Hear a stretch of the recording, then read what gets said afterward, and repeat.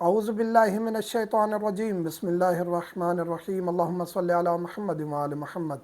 مومنین کرام، ایک سوال پوچھا جاتا ہے خواتین کی طرف سے، کیا ہم مہندی لگا کے یا نیل پالش جو آج کل واٹر پروف آئی ہوئی ہیں ان سے ہم وضو غسل کر سکتے ہیں یا نہیں؟ نیل پالش سے تو قطعاً وضو یا غسل نہیں ہوتا۔ کسی بھی قسم کی نیل پالش ہو وہ آپ کے ناخن کے اوپر تہہ بنا لیتی ہے اور اس سے آپ کا وضو اور غسل نہیں ہوتا۔ وضو کرنا ہے، غسل کرنا ہے، پہلے نیل پالش اتاریں پھر وضو اور غسل کریں، یا وضو اور غسل کر کے پھر نیل پالش لگا کے آپ کوئی بھی فنکشن اٹینڈ کرنا چاہتے ہیں کر سکتے ہیں۔ نماز بھی پڑھ سکتے ہیں، میک اپ کیا ہوا ہے نماز پڑھنا چاہتے ہیں، وضو غسل کیا ہوا تھا تو اس میک اپ کی حالت میں بھی نماز پڑھ سکتے ہیں، کوئی حرج نہیں ہے۔ مہندی وہ مہندی لگانا درست نہیں ہے جس کا اپنا چھلکا بن جاتا ہے، ہاتھوں پہ لگائی، اور آج کل بعض مہندیاں ایسی آئی ہوئی ہیں جو اپنا چھلکا بنا لیتی ہیں، جن کو اتارنے سے تکلیف نہیں ہوتی، جلد نہیں پڑتی، اس کو آپ اتارتے ہیں تو وہ کلر بن کے نہیں اترتی بلکہ چھلکا بن کے سٹکر کی طرح وہ لگتی ہے، چھلکا بن کے اترتی ہے،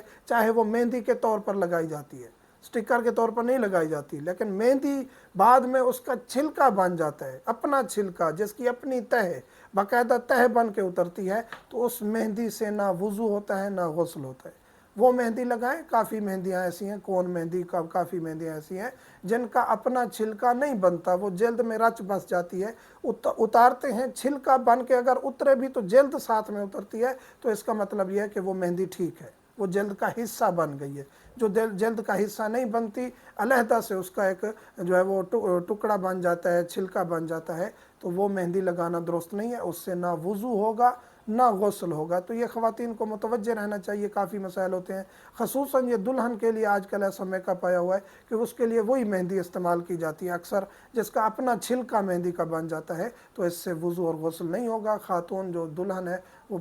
پھر ہفتہ رہے، 4 دن وہ مہندی رہے، جتنے دن رہے، پھر وہ بیچاری نجس حالت میں بھی رہے گی اور اپنے وضو غسل اور نماز کو بھی انجام نہیں دے سکے گی۔ تو احتیاط کرنی چاہیے، ان چیزوں کی طرف متوجہ رہنا چاہیے۔ مومنین سے ملتمس ہوں دعاؤں میں یاد رکھا کریں۔